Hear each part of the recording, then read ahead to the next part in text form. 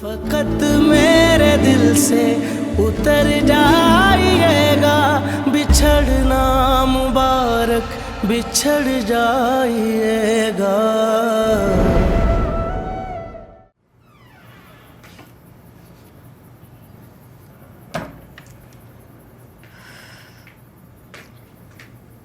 روحم خوابید.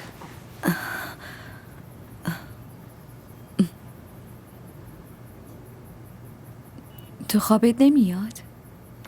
نه اصلا. به چیزی فکر میکنی؟ آره. اصلا به پول فکر نکن. نه من دارم به این فکر میکنم که یه لحظه نگاه کن. اصلا محکم نیست. یکی یه لگد بزنه میشکنه.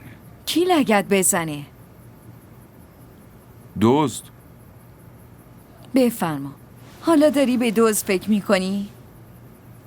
بالاخره میترسم دیگه. تو درو چک کردی؟ کدوم در؟ بابا در خونه دیگه. پس کدوم؟ هم خوب چکش کردم هم قفلش کردم. خوبه. فردا چی میپوشی؟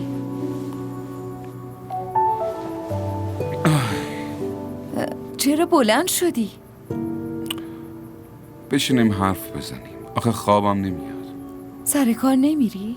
چرا میرم؟ برای چی نرم؟ اگه بیدار بمونی که سر وقت نمیرسی. خیلی که بیدار نمیمونم. دارم سعی میکنم مطمئن شم که این 1 میلیون مال منه. باورم نمیشه ولی خب برای همین خوابم نمیاد. باورت بشه دانیال، این 1 میلیون مال توه. این پولو بابت کارت بهت دادن. کسی هم به جز تو نمیتونه این پولو داشته باشه. بگو فردا چی میپوشی؟ شلوار آبی تیره و بلیز آبی روشن. اونو که تو عروسی داداش هنوشه پوشیده بودی؟ فکر کنم اون موقع کت پوشیده بودم. نه خیرم. فردا میری برای خودت لباس میخری. دیگه چه مشکلی داری دانیال؟ 30-40 هزار تا هم که خرج کنی هیچی نمیشه. مشکلی نیست. باش. میبینی چی شد؟ از خوشحالی پول بلیزم یادم رفت. فردا از اداره اومدی بگیرش. باشه میگیرم. خوابت میاد؟ فکر کنم آره.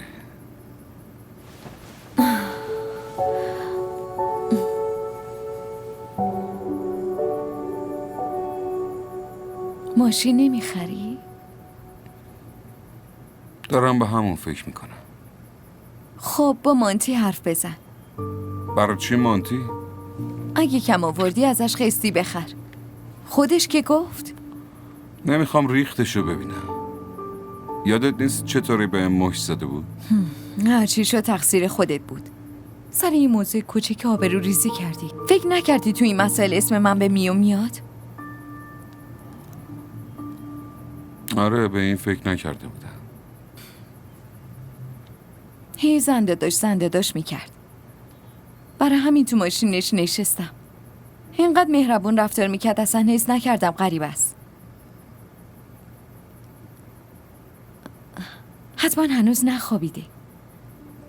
برو الان ببینش. ببین راست میگفت یا نه، یا همینطوری یه چرتی پرونده. الان بره؟ آره. مگه ساعت چنده؟ ساعت 12. باشه مگه چیه؟ برو ببینش. حتما بیداره.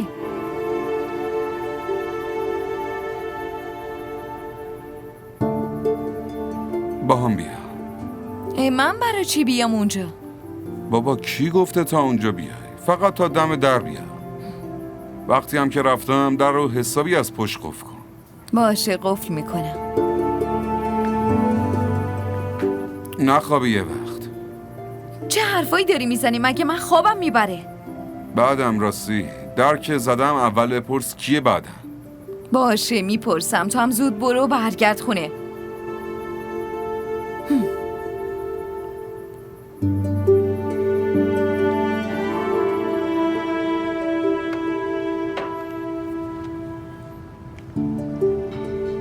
در رو از داخل قفل کن باشه؟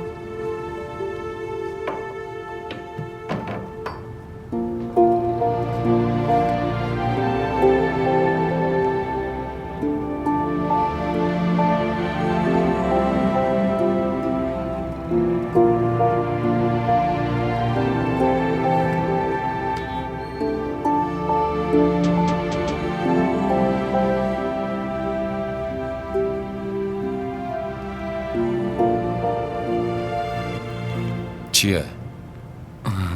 ماشین تازه چطوره؟ کارتو بگو چیه؟ دارم کارمو میگم دیگه. این سویچ از دست در رو بذار تو دست من. برای چی؟ ارث باباته؟ یعنی ماشین تو بفروش. بعد کی میخواد بخره؟ من؟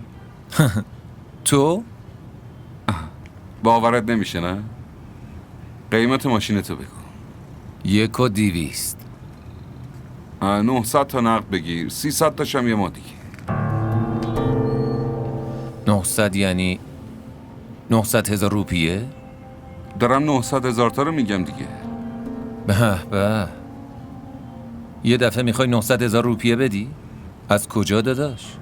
از کجا یعنی چی؟ ببین داداش دانیال، منو گیج نکن.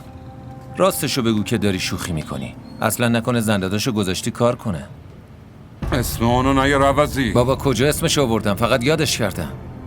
برو گم شو اونور. گمشو چیه؟ من اصلا ماشین نمیخرم. حالا کی بهت میفروشه؟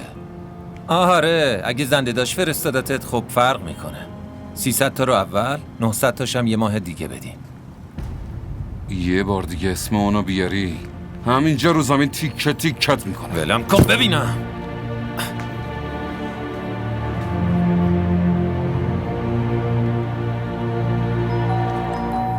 کیه؟ منه. قبول نکرد؟ کجا قبول کنه آخه؟ کلی هم مزخرف گفت. میگه این همه پول از کجا آوردی؟ مگه زنداداش میره سر کار؟ اون از کتکی که بهش زدی ناراحته. تو هم که کم کتکش نزدی. من کتکش زدم؟ چه حرفایی میزنی ها؟ مگه اون کبودی صورت هم یادت رفته؟ یادت نیست چی شد؟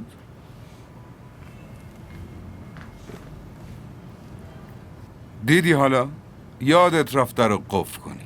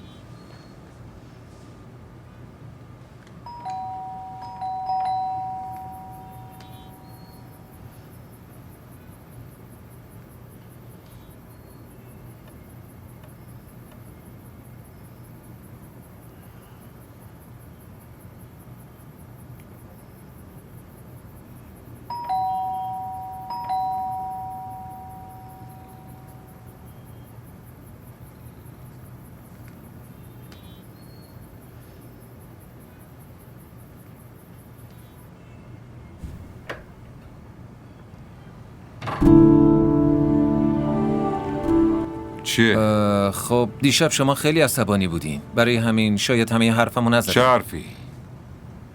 مگه نمیخواید ماشینو بخرین؟ برو گم شو. گم شو. برو گم شو. مگه نگفتم از تو نمیخرم؟ زن داداش میشنوین داره چی میگه؟ مگه بهت نگفتم اسم اونو نیار؟ ببینمشون حتما شکایتتو میکنم. میگم شما معامله رو جوش ندادی. برو ببینم.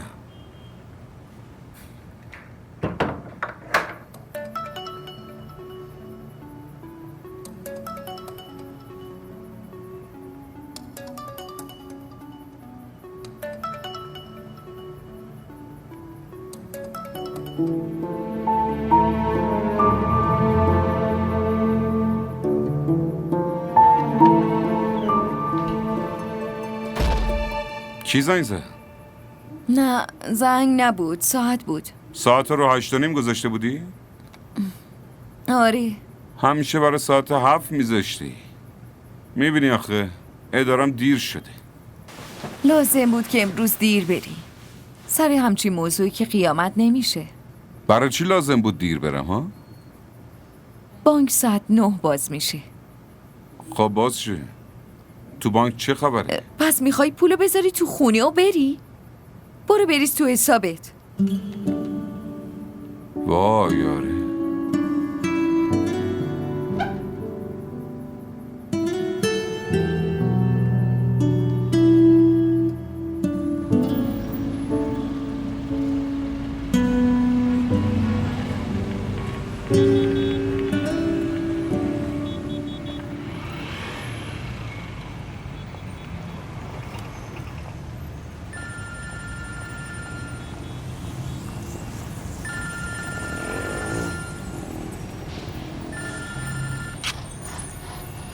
جانم قربان. کجایی جناب؟ ساعت از 9 گذشته. بعد شما هنوز اداره نیومدی؟ ببخشید قربان، امروز گوشیم خیلی دیر زنگ خورد. برای همین یه ذره دیر بیدار شدم. تا نیم ساعت دیگه میرسم آقا. آقا جان نیم ساعت چیه؟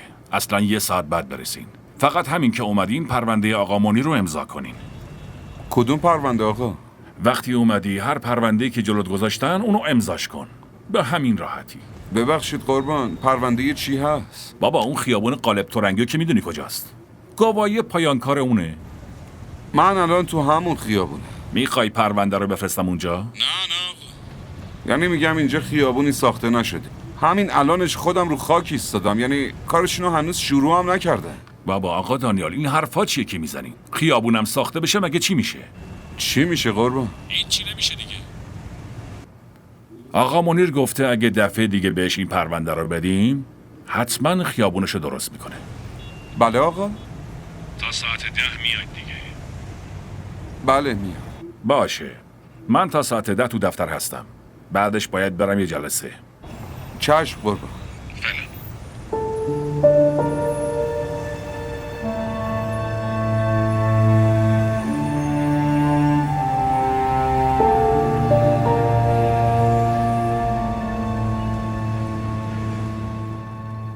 برای اینکه روحام گوشیمو میگیره و بازی میکنه ممکنه که اون قطع کرده باشه. شما کی زنگ زدین؟ فکر کنم 8:30. آقا دانیال تا قبل 8 میرن دیگه. بله ولی امروز ساعت 9 رفت. من یه ذره دیر از خواب بیدار شدم. حالا شما تو خونه چی کار میکنی؟ یعنی برام جالبه که چه کارایی انجام میدین؟ هیچی، فقط به روحام میرسم و کارای خونه انجام میدم. یعنی برای روحان پرستار نگرفتین؟ کارا رو خودتون میکنی؟ دیگه نمی کنم. اتفاقا میخوام یه پرستار بگیرم. آقا دانیال بفهمه حتما ناراحت میشه. چیو بفهمه؟ همین که من با شما تلفنی حرف میزنم.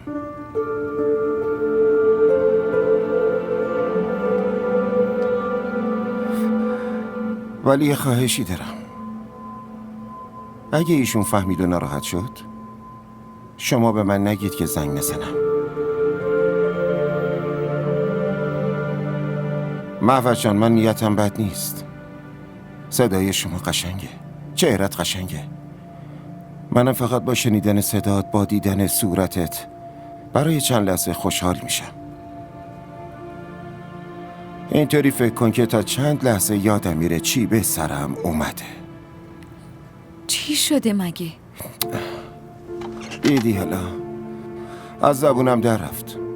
ولی ببخشینم من از دلسوزی بدم میاد. خب بگین چی شده؟ امشب ساعت 9 میبینمتون.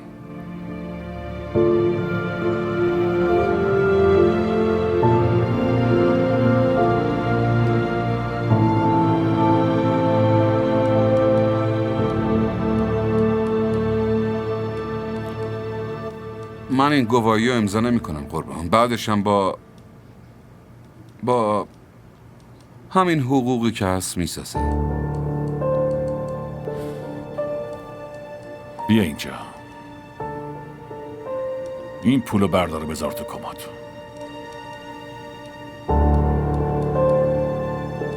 میتونم برم قربان؟ باشه.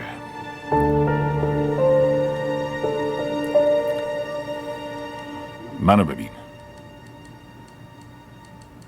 من واقعا بهت افتخار میکنم. ممنون آقا.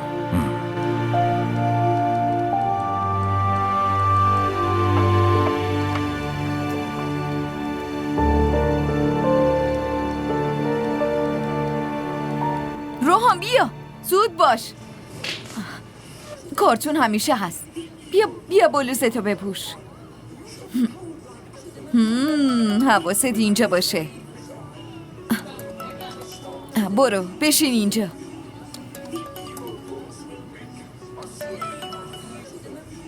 الو؟ همش دلم میخواد صدای الوی شما رو بشنوم و گوشی قطع کنم. چرا؟ همینقدر برای من کافیه، یا شایدم لیاقتم بیشتر از این نیست. یه چیزی بپرسم. بله. اونم میدونه که شما اینقدر خوشگلی یا اینکه فقط شما رو به عنوان یه زن خونه میشناسه؟ نه اونم خوب میدونه. همیشه به هم میگه که خیلی خوشگلم. راستی شما داشتی یه چیزی میگفتی بعد گوشی رو قطع کردی. بگین دیگه. خب بگین چی شده؟ موقع شام میگم. نه پشت تلفن بگین. موقع شام دانیالم هست. معلوم نیست بشنوه چه فکری بکنه. اون که همه جا باهات نیست. پس امشب رو فراموش کنی. اون منو با شما تنها نمیذاره و بره. شما اینو به من بسپار. فکر کنم اومد خونه. باشه. ببینید با تاکسی نیایید. خودم ساعت 8:30 ماشین میفرستم. باشه خدافظ. خداحافظ.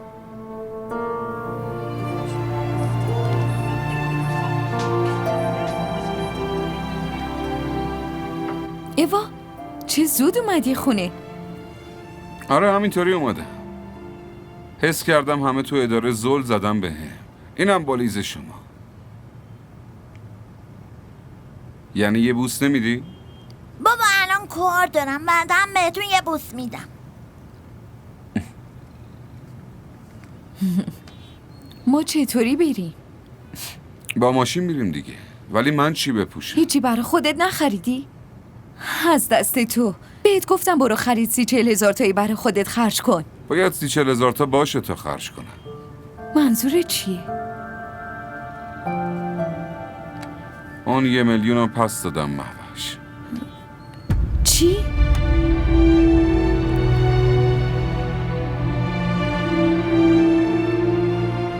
ببین گوش کن. میخواست گواهی پایان کار خیابونی رو امضا کنم که اصلا نساخته بود. اگه براش کار میکردم معلوم نبود چند تا از این گواهی الکی باید امضا میکردم. ببین من این کار رو نمی کنم مهوش. ازم بر نمیاد. کمتر میخورم، گشنگی میکشم، ولی پول حروم مردم رو نمیخورم. آخه اصلا مگه من چی کم دارم ها؟ یه حقوق بخور و نمیر هست، یه خونه کوچیکم هست، یه بچه خوشگلم دارم. دنیای قشنگیه، تو هستی. برای من خود تو کافی.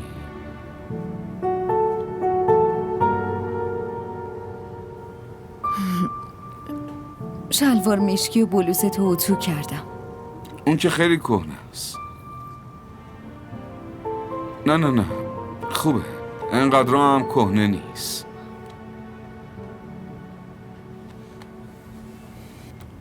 وای داغون شد. ای داغون نشد، فقط یکم عصبانی شده رفت. من شما رو نمیگم، اسبمو میگم.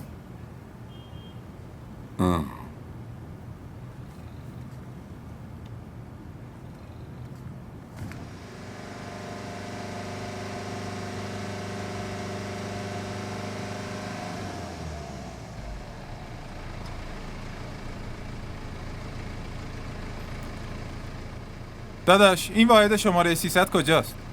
آقا دانیال؟ بله. از این پلا که بریم بالا واحد 300 مال آقا دانیاله. ممنون.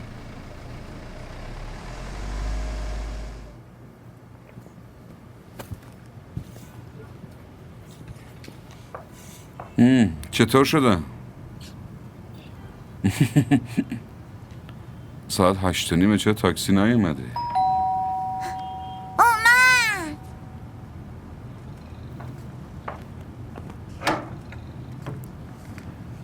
اومدم دنبالتون آقا. ما 2 دقیقه دیگه میگیم. باش آقا.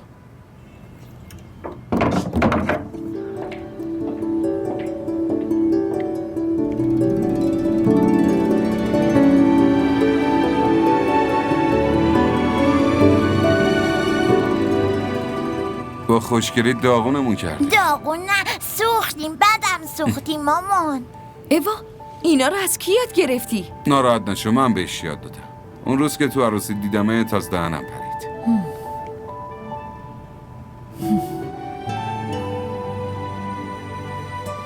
ماشین اومد؟ آره بریم رو. بریم. بیا. از دستم ناراحتی؟ ناراحت نیستم. لامپا رو خاموش کن. بیا بریم. بدو.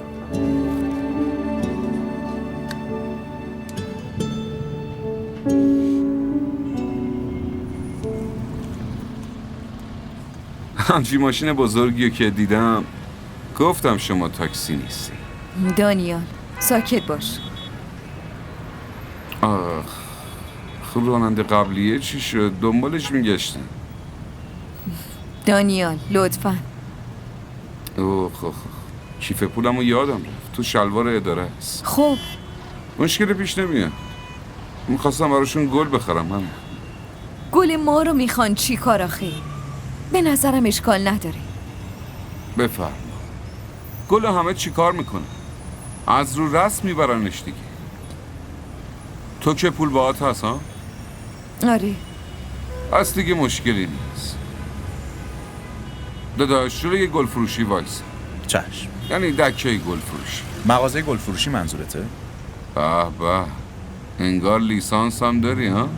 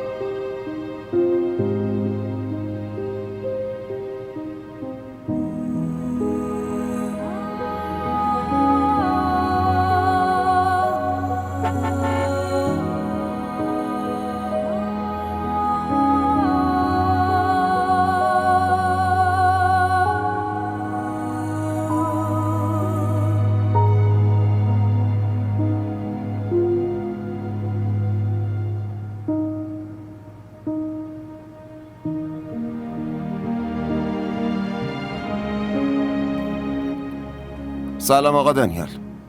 قدم رو چشممون گذاشتین تشریف بردین. سلام مهوش خانم. امشب بی‌نظیر شدین. این گلا برای شماست. اوه ممنونم.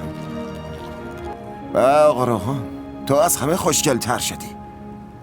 حالت چطوره؟ من خوبم. بفرمایین لطفا. بفرمایین بشینین.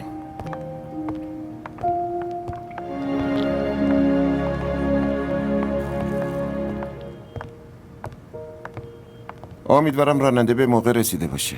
بله رسید. خب بفرمایین. چی میل دارین؟ شایدم یه چیز دیگه؟ نه من نمیخورم. خودم میدونستم. زمان خوردن بعضی یکم طول میکشه. خانومتون کجا؟ آدمایی پر مشغله مگه خانومم دارن؟ یعنی چی؟ گفتم که من همه چی دارم ولی زن ندارم. یعنی تا حالا ازدواج نکردین؟ کی اینو گفتم؟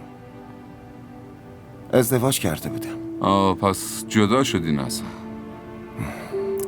منو ببخشین ولی شما به چی میگین جدایی؟ فکر کنم سوال بعدی پرسیدم نه شاید. نه، سوال بدی نپرسیدیم. اتفاقا خیلی هم سوال خوبی کردیم. فقط شما اینا نمیدونی که جدایی چیه. با کم شدن رابطه یا قطع شدن رابطه جدایی پیش نمیاد. جدایی که با نبودن دلا پیش هم پیش میاد. در اصل جدایی ها به این میگن. مردم با هم دیگه میرن ولی با هم نیستن. بحث رو عوض کنیم. منم که عجب احمقیم من. نباید همچین شب قشنگی رو با قصه خراب میکردم. ولی میدونین معتقدم اگه یکی دو قدم باهات اومد و ولت کرد باید ازش تشکر کنی. اینطوری از یه مسافت طولانی نجاتت میده. برای همین هر وقت با همسرم حرف میزنم ازش تشکر میکنم. ممنون خانم، خیلی ممنون.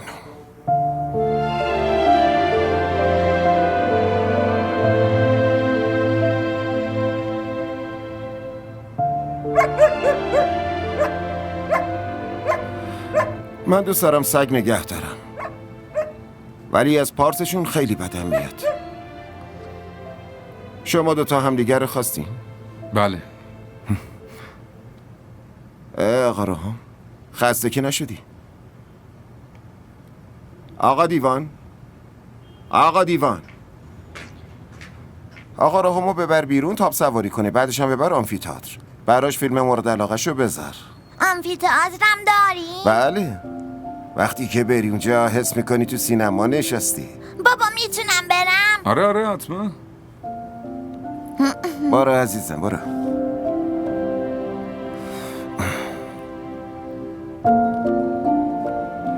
خب اولین بار ملاقات کجا بود؟ تو همون عروسی. نه شما دوتا اولین بار همدیگه رو کجا دیدیم؟ آه. ما با هم دانشگاهی بودیم. اول کی گفت دوست دارم؟ من گفتم. طبیعیه. بعدش ایشون کی بهتون جواب داد؟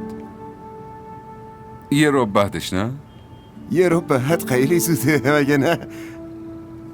کی عروسی کردیم؟ یه سال بعد. وای خیلی عجله داشتیم. به نظرم که هر دوتون خیلی خوش شانس. من یکم خوش شانس دارم آقا شهیار. ایشون منو ساخت. وقتی دیدمش حس کردم دیگه هیچی نمیخوام.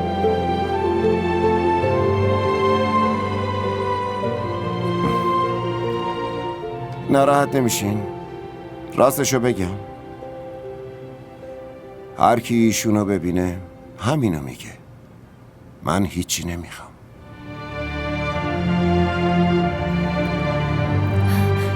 منم میتونم آمفی‌تئاترتون رو ببینم؟ بله حتما، چرا که نه. بیای نشونتون بدم. بفرمایین دیگه. ای بابا. آقا دانیال لطفاً بهم اجازه بدین ایشونو تا آمفی‌تئاتر هدایت کنم. بله حتما بفرمایید. خب حالا بفرمایید.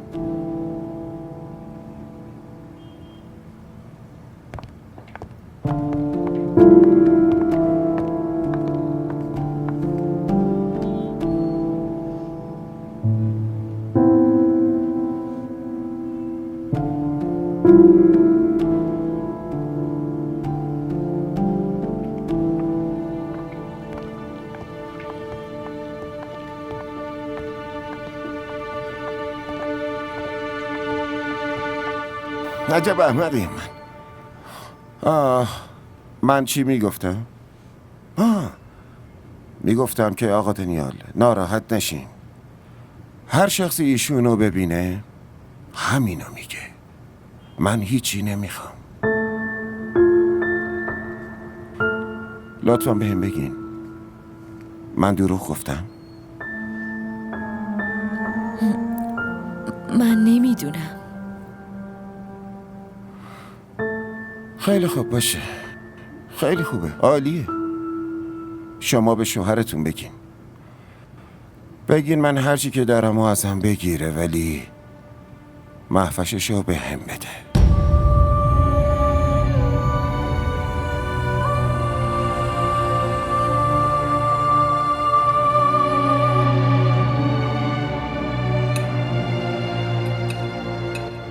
پدر من میگفت میخوای دل یکی رو ببری؟ غذای خوب بهش بده. خب به هم بگین آقا دانیال، دلتون رو به دست آوردم؟ شما کم صحبت میکنین یا شاید من زیاد حرف میزنم؟ دارم به شما گوش میدم. دارم میبینم آدم موفقی مثل شما که حرف میزنه چقدر اعتماد به نفس تو صداشه. موفق شما این جناب، این عقیده منه. کسی که هرچی به خدا به دست بیاره موفق نیست. کسی که هر کیو به خدا به دست بیاره از اون موفق تر کسی نیست.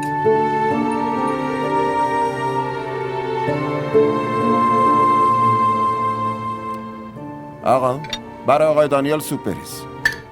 این سوپ رو تست کنید.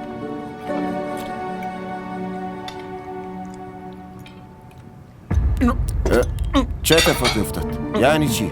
چرا حواست جمع نیست؟ آقا دیوان دانیال حالت خوبه؟ لطفا ایشونو ببر اتاق من. یه پیراهن دیگه از کمدم بهشون بده. پیششون بمون، ممکنه چیزی نیاز داشته باشن. لطفا پایین نیاین.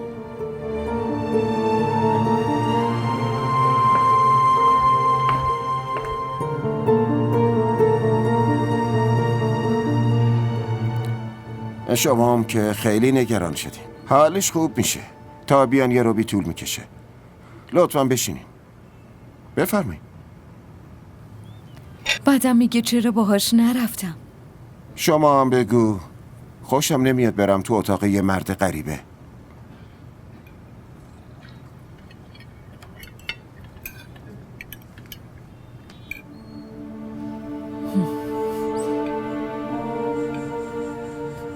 خودش رفت یا شما فرستادیش؟ من که میخوام اون کل شبو از اتاق بیرون نیاد، ولی این ممکن نیست.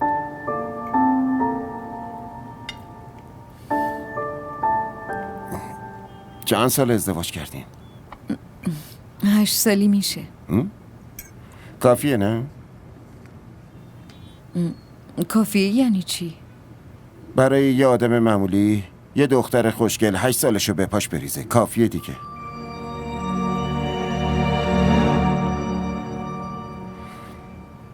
ناراحت شدی؟ بله. شما چی فکر میکنین؟ دارین لذت میبرین؟ از زندگی تو چنگال یه همچین آدمی که شما رو شکار کرده؟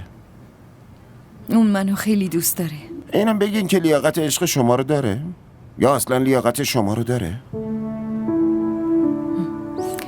ببینید آقا شهیار، من دوست دارم باهاتون حرف بزنم، ولی ببخشید از اینجور حرف خوشم نمیاد. باشه ببخشید. دوباره تکرار نمیشه.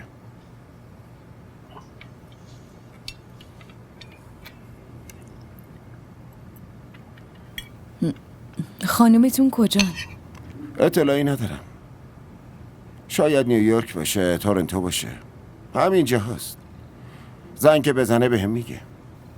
پشت تلفن چی میگین؟ در مورد کار، در مورد سود، یا اگه یه شرکت ضرر کنه خب عصبانی میشه. حالتون رو نمیپرسه؟ چرا؟ یه وقتایی هم حال منو میپرسه. حتی میخنده و میگه تو برای چی دوباره ازدواج نمی کنی؟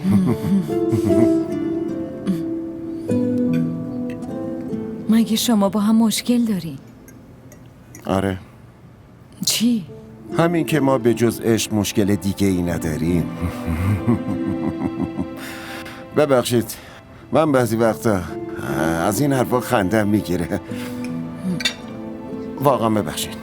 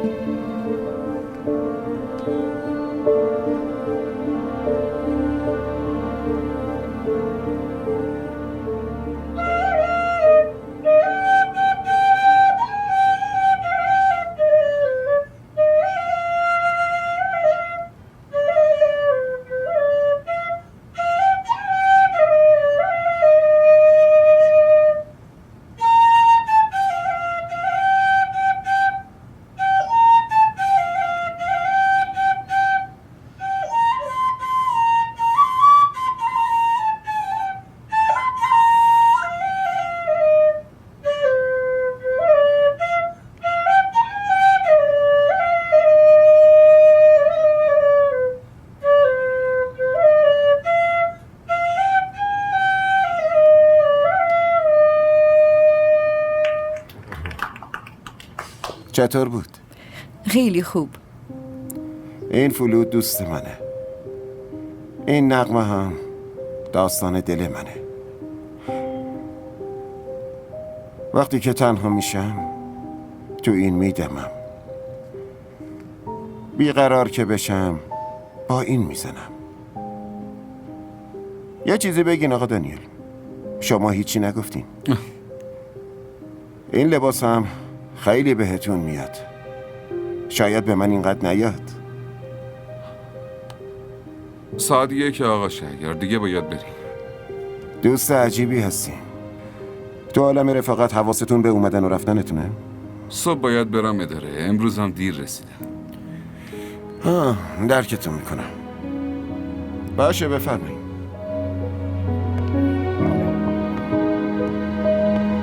بفرمایید. بهت خوش گذشت؟ آره خیلی. کیف کردی؟ فیلم دیدی؟ فیلم چطور بود؟ عالی بود. خوب بود؟ به به به. آقا دانیال، این ساعت هدیه ای من به شماست. آخه چرا؟ بفرمایید بگیرینش. اولین هدیه از یه دوست برای دوستش. بعدش هم این رسم خونه ماست. کسایی که اولین بار میان خونمون به عنوان یادگاری بهشون هدیه میدیم. بگیرینش وگرنه ناراحت میشم. ممنونم. خواهش میکنم. اینم برای شماست آقا روحام. توش پر شکلاته. اینم یه پیانه کوچیک. من خیلی آهنگ باهاش زدم. ممنون. خواهش میکنم. اینم برای شماست. اینا همه خیلی قیمتی هن آقا شهریار. خانم شما هم خیلی قیمتی هن. آدمای دوست داشتنی خیلی قیمتی هن. با اینجور چیزها براشون صدقه میدیم. اصلا یه کاری کنید. چطوره همین الان گردنشون بندازین. لطفا بندازینش. بندازید گردنشون، خوشحال میشم. این یکی رو درارم.